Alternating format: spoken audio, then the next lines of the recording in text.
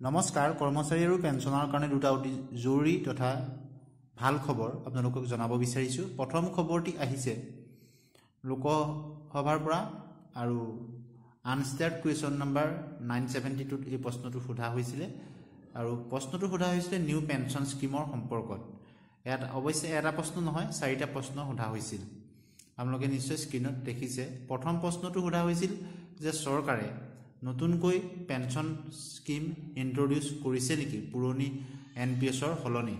আৰু B number প্ৰশ্নটো সোধা হৈছিল যদি কৰা হৈছিল তেনেহলে এখন কমিটি গঠন কৰি দিছে নেকি চৰকাৰ আৰু লেবাৰ বা বিভিন্ন গভৰ্ণমেণ্ট এমপ্লয়িজ তেওঁলোকৰ এছ'চিয়েশ্যনৰ সদস্য বা ৰিপ্ৰেজেন্টেটিভ লৈ।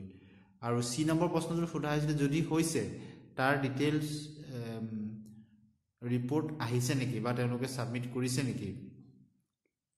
আৰু লগতে সোধা হৈছিল যদি কৰা হৈছে তেওঁলোকে কি কি ৰিকমেন্ড কৰিছে।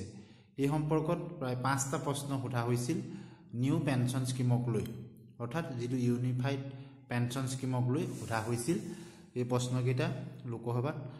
আৰু যথেষ্ট গুৰুত্বপূৰ্ণ বুলি বিবেচিত হৈছে বৰ্তমান সময়ত, যেহেতু আপোনালোকে নিশ্চয় জানে কেন্দ্ৰীয় চৰকাৰে 1 এপ্ৰিল 2025 পৰা ইউপিএছ পেঞ্চন স্কিম তেওঁলোকে বলবৎ কৰিবলৈ গৈ আছে পুৰণি এনপিএছৰ অল্টাৰনেটিভ হিচাপে।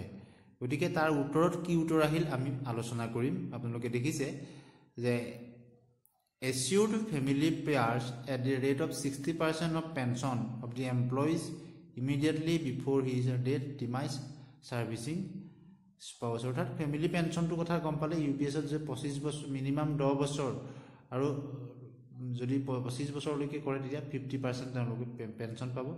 আৰু পৰিয়ালৰ কাৰণে তাৰ পিছত ইমিডিয়েট যেনেকৈ ওল্ড পেঞ্চন স্কিমত তেনেদৰে ফেমিলি পেঞ্চনৰ ব্যৱস্থা আছে, ইয়াতো 60% ফেমিলি পেঞ্চনৰ ব্যৱস্থা আছে, সেই কথাটো কোৱা হৈছে। 3 নম্বৰতে কোৱা হৈছে যে assured minimum pay out of 10,000 per month on superannuation after minimum 10 years of service. অৰ্থাৎ অতি কমেও 10 বছৰ চাকৰি কাৰ্যকাল কমপ্লিট কৰাৰ পিছত সফলতাৰে তেওঁলোকক মিনিমাম 10,000 টকা পেঞ্চনটো পাব। আৰু 4 নম্বৰ উত্তৰত কোৱা হৈছে যে ইনফ্লেশ্যন ইনডেক্সেশ্যন অন এচিউড পে আউট, অৰ্থাৎ যেটো ডিএ বা ডিআৰ সেইটো তাৰ লগত সংগতি ৰাখি এইটোৰ লগত সংযোগ হৈ থাকিব এনেদৰে কোৱা হৈছে। গতিকে ভাল খবৰ। আৰু লগতে যেটো গ্ৰেচুইটিৰ কথাটো আহিছে তাত গ্ৰেচুইটি প্ৰদান কৰা হ'ব নেকি তাৰো আহিছে উত্তৰ, এটা পজিটিভ ৰেছপন্স আহিছে।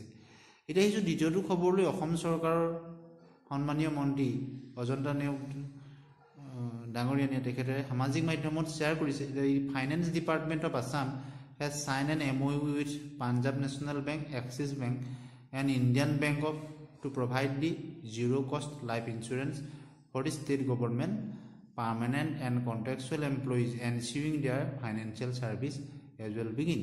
আগতেই যেনেদৰে ষ্টেট বেংক অফ ইণ্ডিয়াৰ লগত MOU সাইন কৰা হৈছিল চৰকাৰী বা ঠিকাভিত্তিক কৰ্মচাৰীসকলৰ তেওঁলোকৰ যেটো ইন্স্যুৰেন্সক লৈ, এতিয়া এইকেইটা বেংকৰ লগতো কৰা হৈছে Punjab national bank, axis bank আৰু ইণ্ডিয়ান বেংক। আৰু কি ফেচিলিটিত লাভ কৰিব সকলো ইয়াত উল্লেখ কৰিছে। টাৰ্ম লাইফ ইন্স্যুৰেন্স 10 লাখ টকালৈকে, পাৰ্চনেল এক্সিডেণ্টেল ডেথ 1 কোটি টকালৈকে, পাৰ্মানেণ্ট টোটেল ডিজেবিলিটি 1 কোটি টকালৈকে, পাৰ্মানেণ্ট পাৰ্চিয়েল ডিজেবিলিটি 80 লাখ টকালৈকে, এয়াৰ এক্সিডেণ্ট 2 কোটি টকালৈকে। গতিকে দুটা গুৰুত্বপূৰ্ণ খবৰ ভিডিঅ'টোত শ্বেয়াৰ কৰিলোঁ। ধন্যবাদ।